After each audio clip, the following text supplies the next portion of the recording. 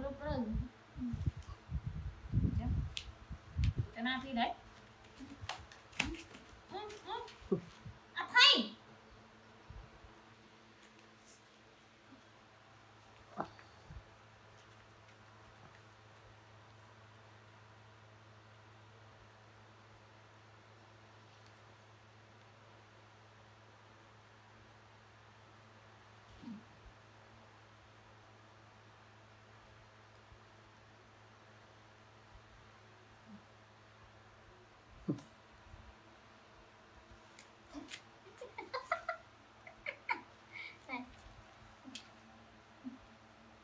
nhưng mà tao đặt đâu vậy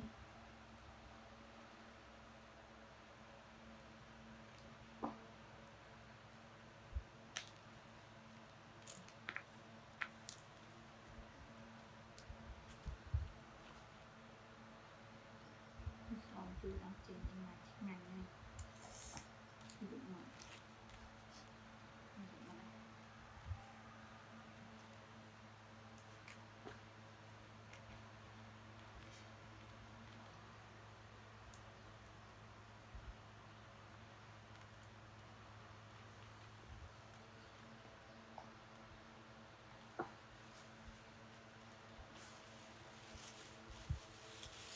rồi kê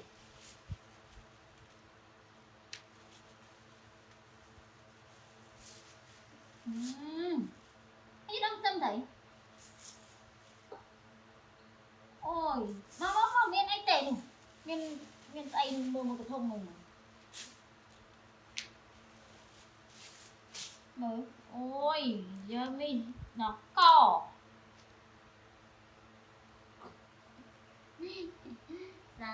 sao man cất nhom nơi rõ lên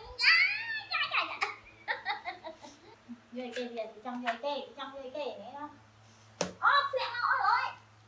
mà ôi ơi rồi kỹ nghe nhầm mà đi ớt nhầm mà đi đây này tỏ này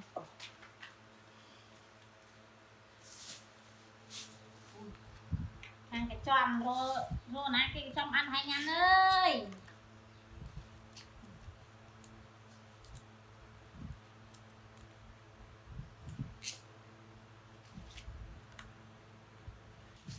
bà hay đi đó